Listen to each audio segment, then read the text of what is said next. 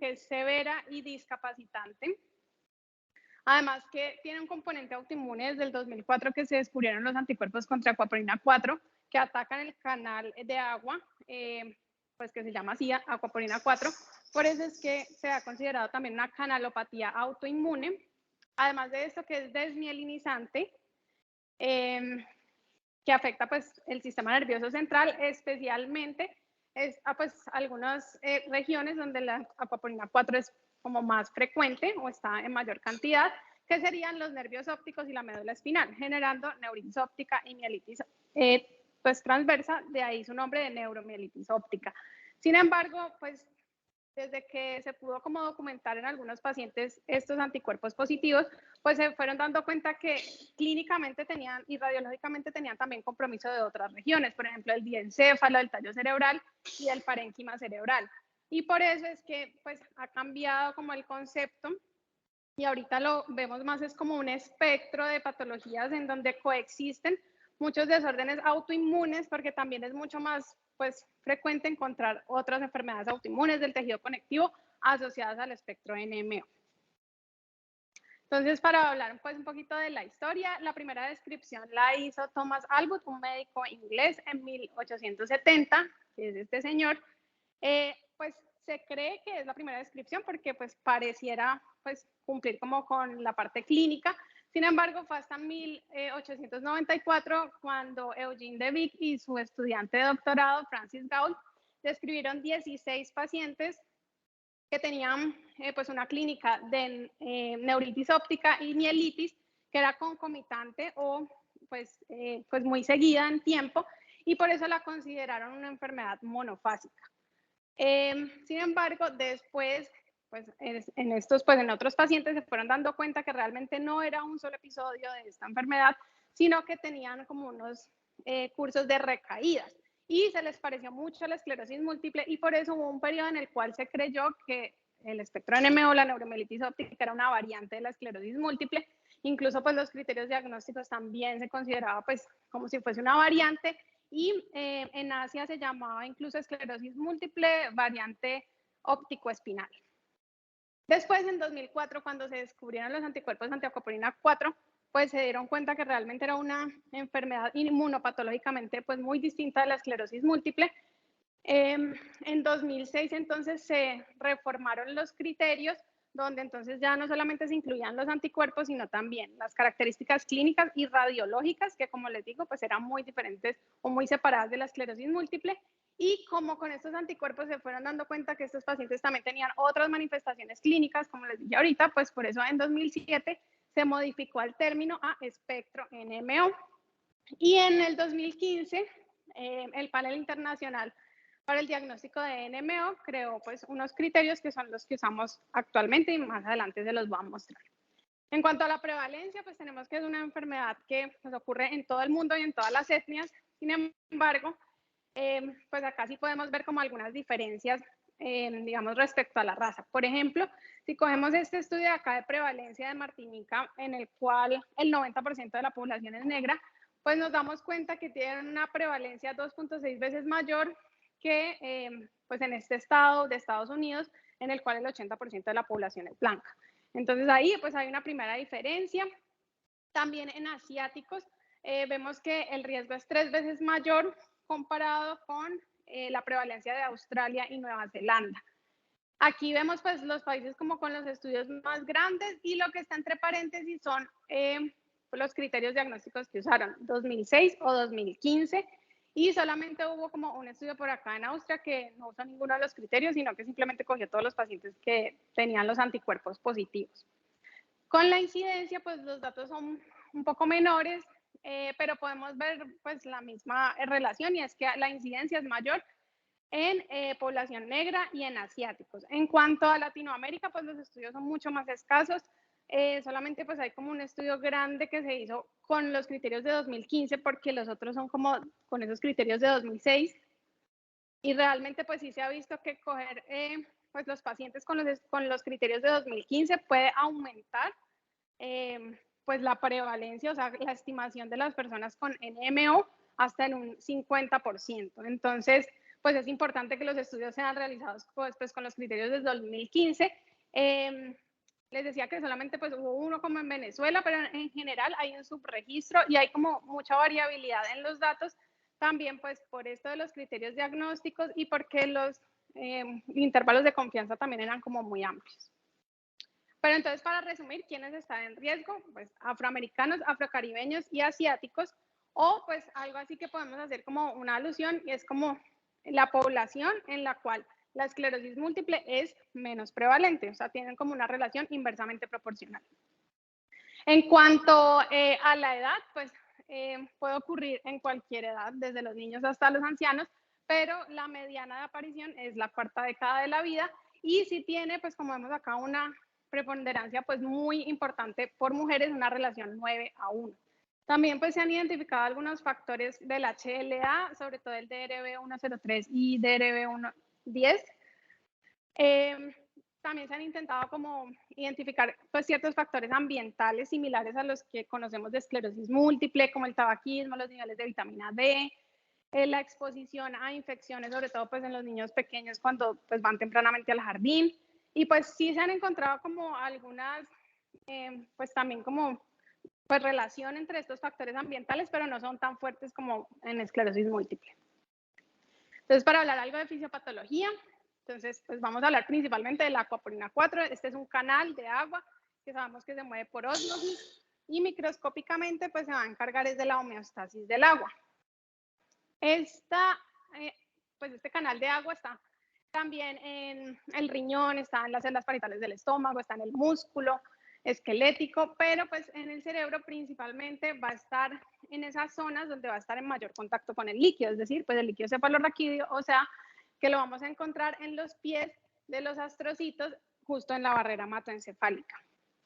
Se han descrito 5 isoformas en humanos, pero pues estas dos son como las que se cree que tienen mayor importancia en la fisiopatología y los anticuerpos contra este antígeno pues van a ser generados por los linfocitos B maduros. Estos anticuerpos son principalmente del isotipo IgG1 y lo que van a hacer es inducir o aumentar como la proliferación de interleuquina 6. Entonces acá pues en este dibujo está como más desglosadito. Entonces primero aquí vamos a tener la unión del anticuerpo con el antígeno. Estos son pues los canales de agua. Cuando hay esta unión, entonces esto va a activar la cascada del complemento y esa activación del complemento va a generar que esta barrera hematoencefálica, que pues debe ser una barrera protectora, tenga como algunos puntos por los cuales pues se pueda romper más fácilmente y eso hace que se infiltren leucocitos, sobre todo eosinófilos y neutrófilos. Estos eosinófilos y neutrófilos pues van a liberar productos de granulación y esos productos de granulación pues lo que van a hacer es que el astrocito se muera. Este astrocito ya muerto, que lo vemos aquí como más pálido, lo que va a hacer es que va a liberar unas quemoquinas y va a atraer también que pasen del torrente sanguíneo a través de la barrera hematoencefálica unos macrófagos. Y esos macrófagos entonces van a hacer fagocitosis de la mielina, van a liberar sustancias proinflamatorias y finalmente eso va a llevar a una muerte del oligodendrocito y de la neurona. Entonces, este componente desmielinizante en el cual se afectan los oligodendrocitos y la muerte neuronal, pues va a ser un daño secundario a esa muerte astrocítica, que es diferente pues al daño primario que ocurre en esclerosis múltiple. En cuanto a las manifestaciones clínicas, pues tenemos unas manifestaciones cardinales que serían la mielitis transversa, que usualmente pues es longitudinalmente extensa, se puede presentar pues con síndromes sensitivos, motores, con paraparesia, también con pues un nivel sensitivo, con alteración de esfínteres, que pues no suele ser como tan prolongada. Si una mielitis transversa nos dura más de un mes, pues tenemos que empezar a buscar como otras causas pues diferentes. Y la mayoría de veces, hasta en un 50%, van a estar seguidas de unos espasmos tónicos que lo que hacen pues, es como generar una contracción en flexión dolorosa, a veces también asociada a prurito. La otra manifestación es la neuritis óptica, que pues a diferencia de la que pues la neuritis óptica típica de esclerosis múltiple, pues esta pues suele ser más severa y puede ser bilateral, y el síndrome de área postrema en el cual vamos a tener náusea, vómito intratable y a veces hipo. Lo característico pues a cualquiera de estas manifestaciones cardinales es que, pues como les dije desde el principio, pues ya se sabe que no es una condición monofásica, sino que hay bastantes recaídas, que además la intensidad de estas recaídas pues son bastante altas, o sea, pueden ser de moderadas a severas, que eso genera una recuperación incompleta también entre esas recaídas y que por lo tanto pues va a llevar a una mayor discapacidad. Aquí entonces, pues como otro resumen de las manifestaciones clínicas, entonces a nivel de la neuritis óptica, pues tenemos que va a haber una disminución de la agudeza visual, que como les dije, pues suele ser moderada severa, más de 20/400. También puede haber desaturación de color, usualmente pues se presenta como con pues un escotoma y suele haber también dolor ocular o dolor con los movimientos oculares. En cuanto a la mielitis, pues déficits motores y sensitivos, también compromiso de la vejiga, del intestino, disfunción eréctil y dolor neuropático. Y pues a nivel del parénquima cerebral, entonces, pues el más común, el pues, síndrome de área postrema, que ya se los mencioné, con hipo y vómito intratable, pero también podemos tener síndromes de tallo, en el cual pues hay alteraciones en los movimientos oculares. También pues se puede presentar con encefalopatía, con convulsiones, pues menos frecuentemente también con alteraciones psiquiátricas o también alteraciones en la memoria, pero pues es mucho menos frecuente que el compromiso cognitivo que vemos en esclerosis múltiple. También síndromes talámicos o hipotalámicos, entonces acá podemos encontrar narcolepsia, también pues estos pacientes que tienen hipotiroidismo, pueden tener síndrome de secreción inadecuada de ADH, también pueden tener pues, problemas como para la regulación de la temperatura, amenorrea y pues bueno, muchos otros trastornos a nivel cerebral y también pues a nivel sistémico, entonces es muy frecuente encontrarlo asociado con miositis, y pues con otras alteraciones autoinmunes, entonces lupus, Sjögren, miastenia gravis y otras enfermedades del tejido conectivo. Entonces, para el diagnóstico, estos son entonces los criterios diagnósticos que les dije que se hicieron en el 2015 y pues básicamente están divididos en dos. En uno para los que tienen los anticuerpos positivos y el otro para los que no. Entonces, pues tiene que tener los tres criterios pues que se cumplan. El criterio A es que tengan los anticuerpos positivos, pero pues una aclaración que hacen allí es que sean medidos por el mejor método pues, de detección disponible y el recomendado es el de cell-based. Entonces acá traje pues como un dibujito para que entendamos las diferencias. Este es el que nos recomiendan, en el cual pues se toma el suero del paciente, que se supone pues que tiene los antígenos, luego se le uniría el anticuerpo y luego un anticuerpo secundario marcado pues con fluoresceína, pues ya sea por citometría de flujo o por inmunofluorescencia, pues lo vamos a poder detectar. No se recomienda por ELISA y pues este que es el que tenemos acá de inmunofluorescencia indirecta, pues tampoco es el más recomendado. Después de tener entonces esos anticuerpos positivos, entonces el criterio B ya es la parte clínica y es que debemos tener al menos una de esas manifestaciones cardinales que ya les mencioné, que sería pues la neuritis, la mielitis o el síndrome de área postrema u otros ya también acompañados de hallazgos radiológicos, pues que ya vamos a ver. Y el tercero es que se hayan excluido otros diagnósticos diferenciales que en algunas ocasiones pueden ser más frecuentes, como los síndromes neoplásicos, paraneoplásicos o síndromes vasculares, infecciones crónicas o sarcoidosis. Como pues tenemos, pues vemos acá que ni siquiera, bueno, en Colombia tenemos este método recomendado, asimismo sucede en muchas otras partes del mundo, no hay fácil accesibilidad, pues hay falta de disponibilidad de las pruebas en algunas regiones y por los otros métodos podemos tener hasta un 40 o un 50% de falsos negativos, entonces por eso pues el panel del 2015 pues creó estos otros criterios en los cuales podemos hacer el diagnóstico en pacientes que tengan los anticuerpos negativos o que simplemente pues no los podamos medir, no sepamos cómo están. Los criterios B, que pues hacen relación a la parte clínica, la diferencia es que ya no va a ser solo uno de las manifestaciones cardinales, sino que deben ser dos o más, y de esas una sí debe ser de las típicas, pues también sumado ya con las otras características radiológicas, y el criterio C pues sería lo mismo, excluir otros más comunes.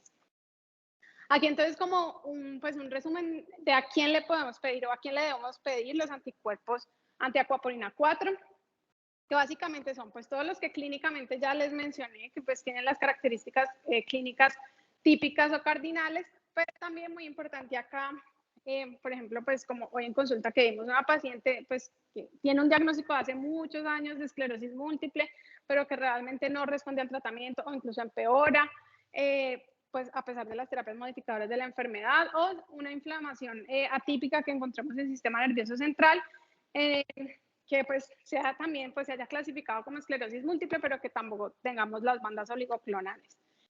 Si el resultado inicial es negativo, pues sí se recomienda medirlo 3 a 6 meses después, porque la sensibilidad sí aumenta al repetir el examen. Entonces ya pues pasando a las imágenes, entonces tenemos que la imagen de elección es la resonancia magnética y nos vamos a centrar en la resonancia de nervios ópticos, médula y cerebro.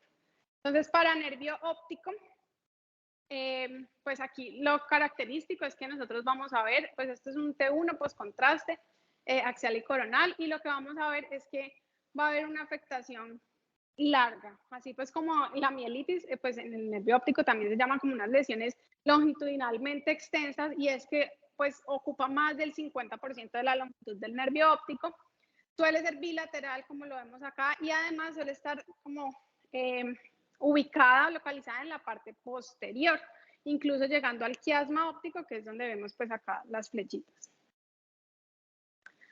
En un T2, lo que podemos ver es esto, pues una hiperintensidades también como vemos acá en el quiasma óptico.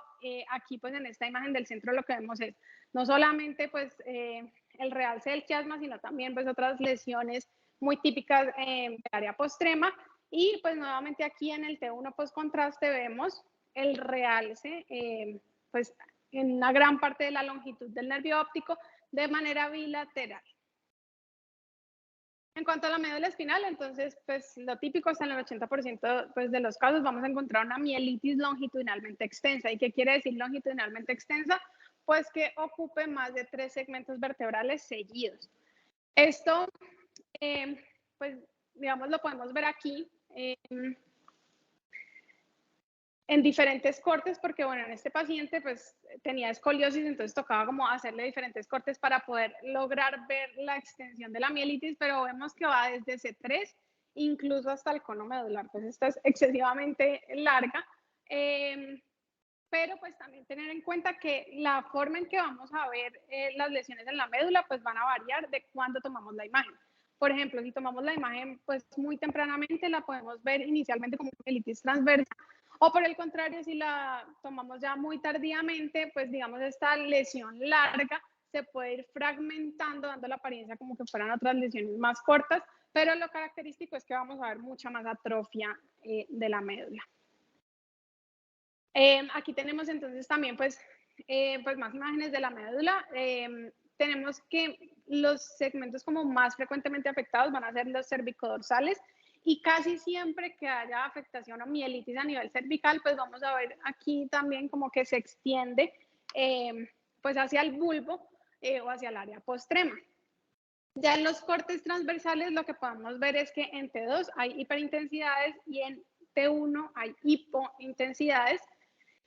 Y como vemos aquí, pues en esta imagen contrastada, la afectación es sobre todo en la parte central, porque pues ahí es donde más anticuerpos, pues más canales de aquaporina 4 hay, entonces más los anticuerpos van a ir a atacar esa parte, la región central. Y muy importante también es que estas mielitis, aparte de ser longitudinalmente extensas, también son transversalmente extensas. Eso quiere decir que pues ocupa más del 50% pues de la médula en, pues en su corte transversal.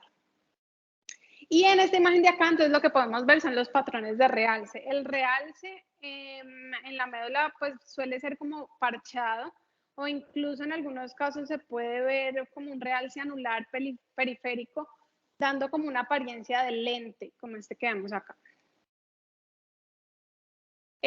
Pues como les digo, la mayoría de veces van a ser mielitis largas, pero hasta en un 14.5% podemos encontrar una mielitis corta, ya sea por lo que les dije al principio, que de pronto se tomó muy temprano la imagen, o pues simplemente porque así se presentó la enfermedad. Entonces ahí es donde tenemos que ver esas otras características en los cortes transversales que ya les mencioné, que pues sobre todo hablan es como de la localización a nivel central y que son transversalmente extensas. A nivel cerebral, entonces podemos encontrar pues hiperintensidades, aquí pues la vemos en UFLER, aquí en UT2, sobre todo en las regiones que están cerca, como les dije también por la fisiopatología pues del líquido cefalorraquídeo, entonces en las regiones periventriculares, entonces acá lo vemos pues en el área postrema, aquí en el pues periventricular al tercer ventrículo. Y en cuanto al parénquima cerebral, los lugares como de mayor afectación, pues suele ser como esta que vemos acá, la cápsula interna. Otra localización muy frecuente, pues también sería como alrededor pues, del cuerpo calloso, de esa parte ependimaria, precisamente porque pues, hay muchos canales de acuaporina 4, pero aquí la apariencia que vamos a ver como de hiperintensidad es como también moteada o marmoleada. También en el cuerpo calloso, en este corte axial, lo que podemos ver es esta forma como de arco, que también pues se ha denominado así, y ya pues también en el parénquima, sobre todo pues es muy frecuente que haya compromiso del tracto córtico-espinal, que es este que vemos acá. Cuando el tracto córtico-espinal está comprometido, hay edema vasogénico y se compromete también el lóbulo temporal adyacente y nos da esta forma de tridente que es típica. Y bueno, acá vemos pues también más de lo mismo, que es cerca de estos, o pues alrededor de estos órganos pues ventriculares del tercer ventrículo y cuarto ventrículo. En cuanto a los patrones de realce, pues vamos a ver que tenemos dos patrones típicos. Este, que es como en forma de nube, que es también como muy parchado, heterogéneo, y este otro que es como en forma de lápiz, como si con un lápiz estuviésemos dibujando pues todos esos órganos periependimarios.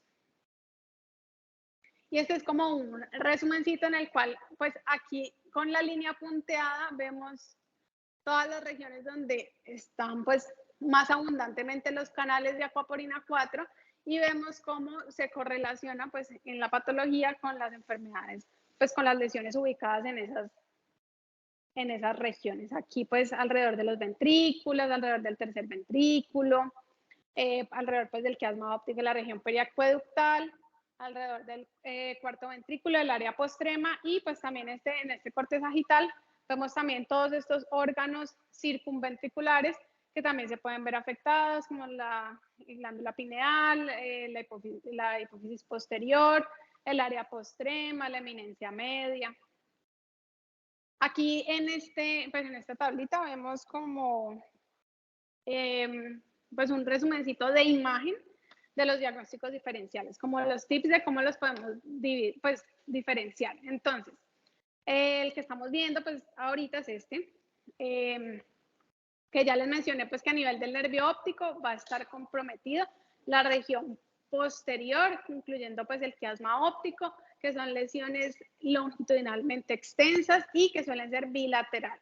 Mientras que en el anti-MOC, pues las lesiones suelen ser más anteriores, también largas y también bilaterales, y en esclerosis múltiple sí suelen ser más cortas y unilaterales. En cuanto a la médula espinal, entonces en NMO, pues tenemos, como les dije, que las lesiones van a estar aquí cerca de la sustancia gris, pues que recordemos que es esto, que también allí, pues en el agujero periependimario es donde están los canales de acuaporina 4, entonces por eso es que van a estar ahí pues localizadas las lesiones o incluso un poquito pues corridas hacia alguno de los lados, pero siempre pues cogiendo la parte central y que además son transversalmente extensas, van a estar localizadas en la parte cérvico-dorsal. En el MOC la parte transversal es como muy similar, pero lo característico es que van a estar en el cono medular o en la región toracolumbar. Y en esclerosis múltiple, pues sí es muy diferente porque los vamos a encontrar ya en la región dorsal o lateral, van a ser mielitis córticas y en la región cérvico-dorsal también. Y en cuanto al cerebro, entonces, pues lo que les mencioné de los órganos circunventriculares, por eso pues tienen como esta localización o la forma de tridente también en el tracto corticoespinal o el compromiso de la cápsula interna, mientras que en MOC pues podemos tener el compromiso sobre todo pues de los núcleos de la base, también del tálamo o ya pues lesiones infratentoriales y en esclerosis múltiple pues serían lesiones periventriculares, los dedos de Dawson, también pues lesiones infratentoriales en los pedúnculos cerebrales. En cuanto al líquido cefalorraquídeo, pues esto no es necesario para el diagnóstico, pero sí nos ayuda a excluir algunos diagnósticos diferenciales, sobre todo, pues, si algunos de estos pacientes se han presentado con infecciones previas, pues nos ayuda a diferenciar si de pronto es que está cursando con alguna neuroinfección. Lo que vamos a encontrar es una pleocitosis variable de predominio linfocítico, pero sí vamos a encontrar mucho más frecuente que en otras patologías, pues neutrófilos y eosinófilos por la fisiopatología que les mencioné. Y las bandas oligoclonales pueden estar positivas hasta en un 30%. Entonces, ahora sí, para el tratamiento tenemos las preguntas. Hay algunas preguntas como de lo que ya he dicho y otras sí son de tratamiento y otras sí no las he dicho, pero las vamos a discutir ahora. Entonces, este es el PIN.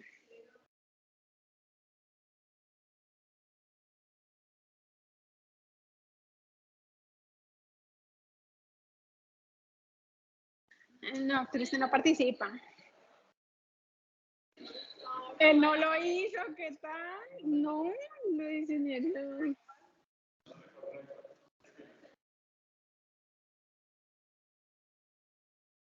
Pero yo no sé cómo.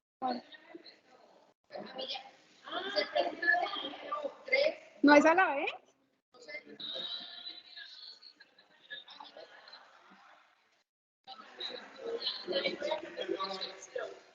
Y yo no sé, y a mí aquí no me aparece mi. Bueno, ¿ya empezaron a jugar?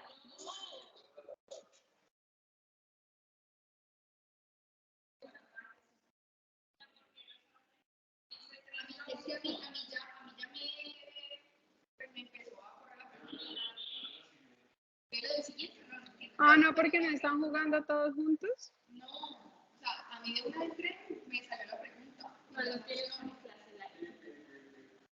Entonces, todavía no la siguiente. Pues no sé, ¿todos ya se metieron, Valeria?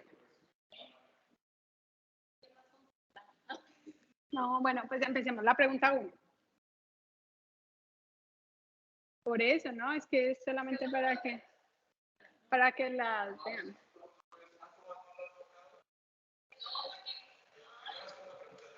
Yo voy a preguntar 2. ¿Sí? ¿Ya respondemos todos? No, pues háganlo. Y así que está haciendo, sí, respondemos a.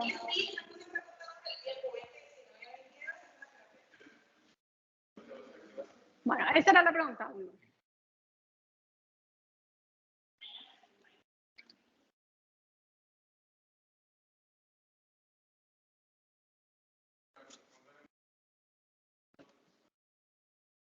¿Qué respondieron acá? ¿Qué respondieron acá? Ajá. Obvio.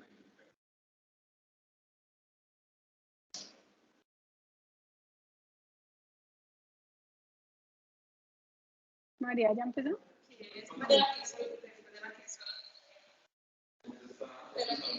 Ah, pero tómenle pantallazo ustedes, pues para probarlo. Pero tómenle pantallazo para yo saber quién es el ganador. ¿Quién es el osito? Bueno, en esta pregunta, esto sí ya se los había dicho, y es que pues cuál de los síntomas es menos frecuente, pues un dolor de cabeza aislado, porque todos los demás pues son los típicos. ¿Cuáles de las siguientes enfermedades se asocian con NMO positivo para... Ah, es que me está sonando tu cosa. Para el anticuerpo antiacoprina 4, pues acá la respuesta sería miastenia gravis.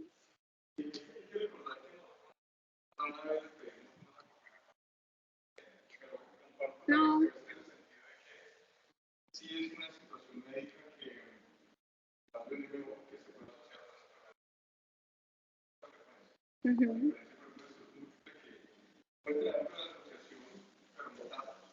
Y aquí sí hay muchas cosas. Bueno, en esta ya que era de tratamiento, esto no lo he mencionado, entonces, ¿qué respondieron? ¿En qué principios debe basarse la terapia del NMO? Sí, entonces, terapia del ataque agudo, inmunosupresora y sintomática. La 4, ¿cuáles terapias usaría para tratar los brotes agudos?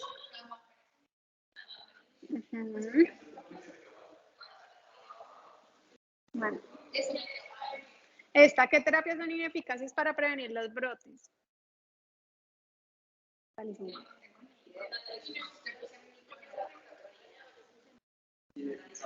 Ujú. Bueno, entonces vamos a pues, unos tipsitos de esto. Entonces, para el tratamiento de los ataques o de las recaídas, pues como les había dicho que estas son mucho más severas y discapacitantes, pues es por eso que tenemos que, pues recomiendan entrar pues de una con un tratamiento agresivo con pulsos de esteroides, metilprednisolona, endovenoso por 3 a 5 días, lo más pronto posible. E incluso pues se han visto diferencias en si pues el tratamiento se da en los primeros 4 días, si se da después del día 7. Si se dan los primeros 4 días, pues la recuperación de la neuritis y de la mielitis es mucho mejor. Y seguido, pues concomitante con plasmaféresis, que realmente pues también es de inicio temprano en los primeros 5 días. O sea, pues tiene que ser máximo como de pronto pues darle como un día después mientras cuadramos lo del catéter, pero en general es empezar a gestionar todo de una vez por 5 a 7 días, pues por lo que les decía entonces de los, pues prevenir como la discapacidad de estos ataques tan severos. Si no ha, digamos, funcionado pues con el manejo con esteroide, pues ya se recomienda en las próximas pues, recaídas empezar solamente con plasmaféresis e incluso pues si también es como refractario ese tratamiento, pues también pues hay como algunas recomendaciones con inmunoglobulina G endovenosa, pero pues los resultados no son tan buenos. Muy importante del esteroide es que debemos hacer pues como el desescalonamiento oral y se debe mantener por al menos 2 a 6 meses. Ya para el tratamiento a largo plazo, entonces, pues una vez tenemos el diagnóstico realizado, entonces tenemos que la primera opción de manejo es el rituximab. Y pues han surgido como otras terapias que pues ya se las voy a mencionar, pero que están aprobadas por la DPDA por ahora solamente para estas condiciones en las cuales pues tienen el anticuerpo anti-apoprina 4 positivo. ¿Qué otras opciones tenemos? Pues aparte del rituximab, la azatioprina por mucho tiempo fue pues como el medicamento como pues más estudiado de elección. Sin embargo, en los últimos estudios, 2 retrospectivos y 1 clínico aleatorizado, pues sí mostró que el rituximab es pues claramente superior a la azatioprina y además tiene menos efectos adversos. Entonces, por eso, pues como que la fueron desplazando. Otras opciones, el micofenolato, también, pues eso, pues las guías como que recomiendan es dependiendo de la disponibilidad que haya en cada región. Y aquí tenemos entonces estos estudios que les mencionaba, son ya pues fase 2 y fase 3 multicéntricos aleatorizados doble ciego, en el cual pues se han estudiado unas nuevas terapias. Entonces, aquí tenemos pues el eculizumab, el satralizumab, pues estos son los estudios pues en los cuales como pues, se han llevado a cabo, y el inebilizumab. Aquí entonces pues para no hacerlo tan denso, nuevamente con la tabla de la fisiopatología, pues les voy a explicar cómo, dónde actúa cada uno. Entonces, aquí tenemos pues que estos son los órganos periféricos del sistema inmune, donde ocurre la maduración de los linfocitos B, la médula ósea, el vaso y el nódulo linfático. Y aquí pues a nivel de estos órganos es donde van a actuar estas terapias en azul, que son las terapias como clásicas. Entonces ahí está la azatioprina, el micofenolato, el metotrexate, la ciclofosfamida. Después, en estos órganos, pues ya después de que ocurre la maduración, aquí tenemos como pues en todo el proceso de maduración, estas células B pues van teniendo como diferentes marcadores, CD20 o CD19, hasta que ya llegan al plasmoblasto y a la célula plasmática, que son los que finalmente van a generar los anticuerpos contra la apoprina 4. Entonces aquí en estas terapias anti-CD20 pues tenemos el rituximab, que pues es un anticuerpo monoclonal que va a atacar pues específicamente como estos estadios de los linfocitos B.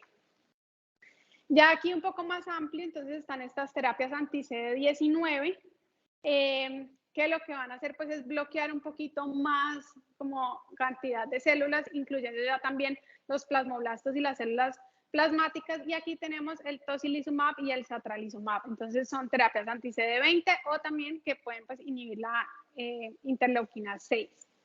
Y aquí ya cuando han pasado la barrera hematoencefálica, pues esta es como otra de las pues, nuevas terapias que les mencioné en los estudios, es el eculizumab, que, como les había mencionado, cuando se une el antígeno con el anticuerpo, lo que van a hacer es pues, generar una activación del complemento. Entonces, el eculizumab se une a la fracción C5 del complemento y va a impedir que se active el complemento. Entonces, este es como el último mecanismo de acción. Hay otras terapias estas que están aquí como en gris, que apenas pues están trabajando también. Y conclusiones, entonces, pues que es un espectro de pues condiciones en las cuales ocurre una desmielinización secundaria en el sistema nervioso central y que está relacionado con anticuerpos contra coapolina 4, que debemos estar sensibilizados porque pues nuestra población, pues por las características raciales, pues es una población en riesgo y además que pues claramente debe haber un subregistro en nuestra población. Además que pues, las recaídas son severas y altamente discapacitantes, entonces por eso también tenemos que estar pues, muy sensibilizados con un tratamiento rápido y agresivo de las recaídas, con pulsos de esteroides y recambios plasmáticos. Y ya a largo plazo, pues sí debemos dar una inmunosupresión indefinida. ¿Por cuánto tiempo se debe dar? Pues eso todavía no está claro. Realmente es indefinida, teniendo en cuenta pues también los efectos adversos.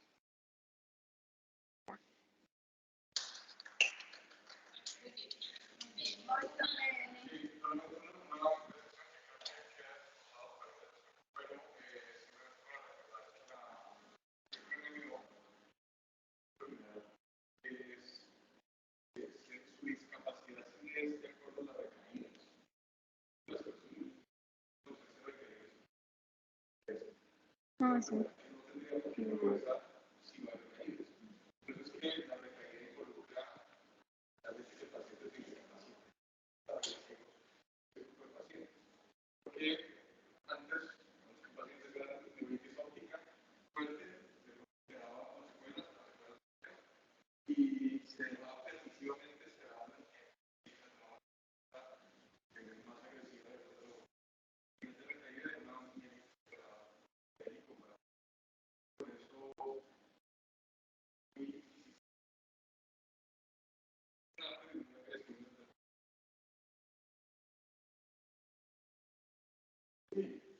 ¿Y quién ganó? ¿Quién es mi? ¿Usted? Bueno, usted se ganó el premio. Ya, ¿alguna pregunta?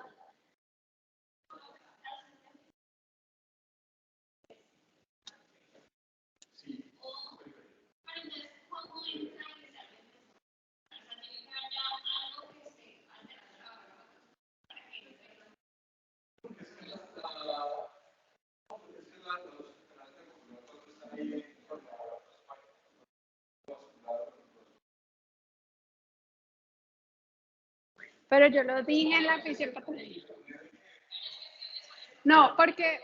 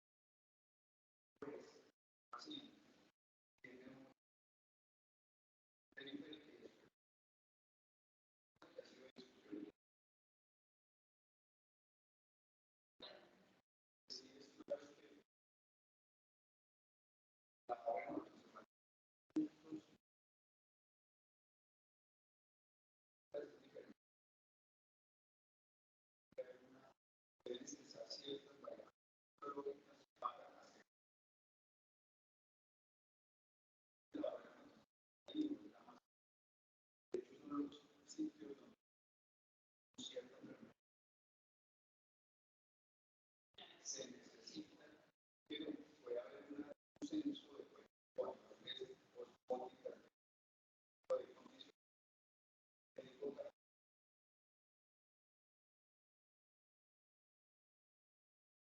y hay una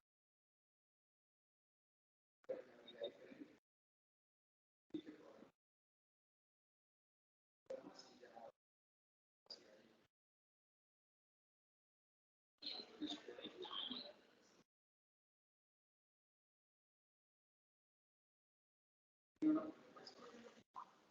clínicamente cuántos sospechos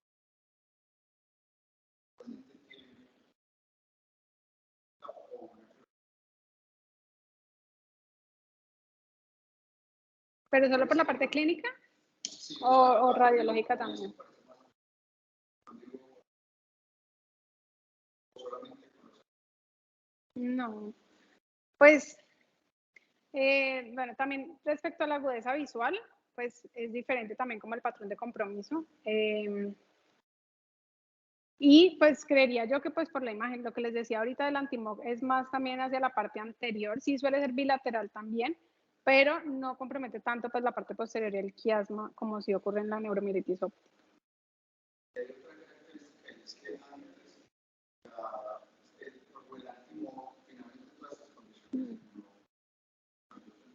se van como inicialmente acuérdense que se llamaba esto todo el grupo el costal de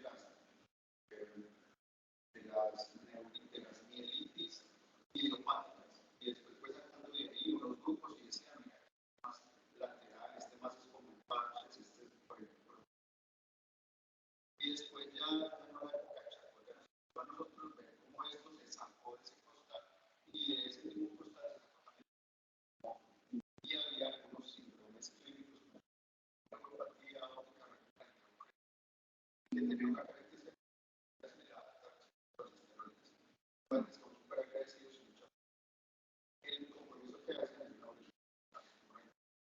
también aparece ahí algunas diferencias clínicas, pero son más unas diferencias de la parte demográfica, pero todavía no es muy claro, pues, pero a mí me parece todavía muy difícil diferenciar cuál es antimog y cuál es neuropática. Pero a veces uno ve que es una extensa, muy inflamatoria. Así, entonces, más benigno, No, esteroides. muy agresivo.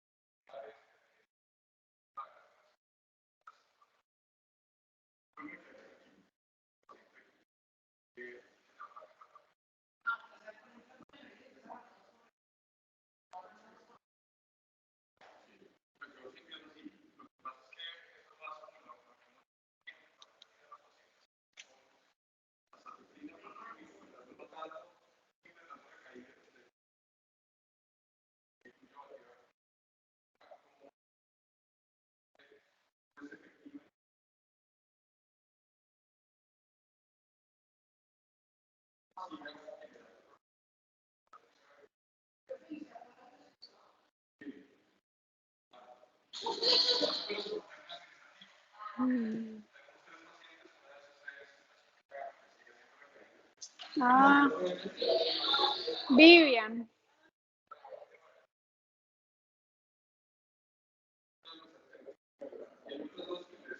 Sí.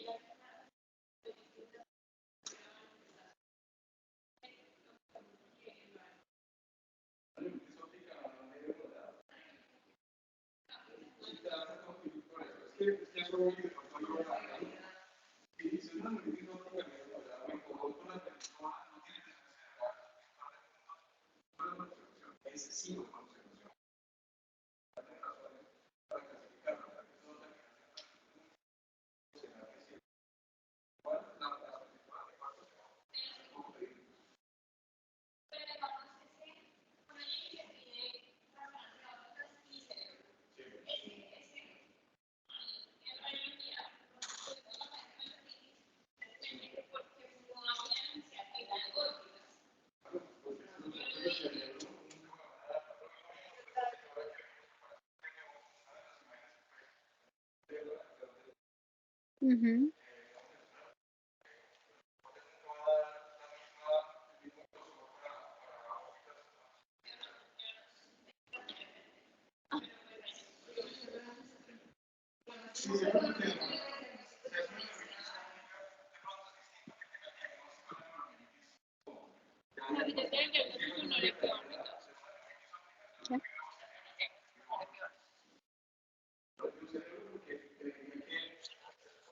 Pues depende del agudo. Si ya tiene el diagnóstico, le pido que pone el síntoma.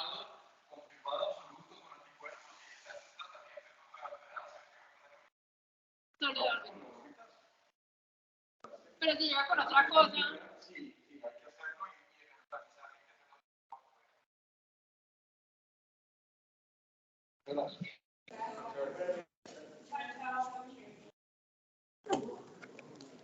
Increíble.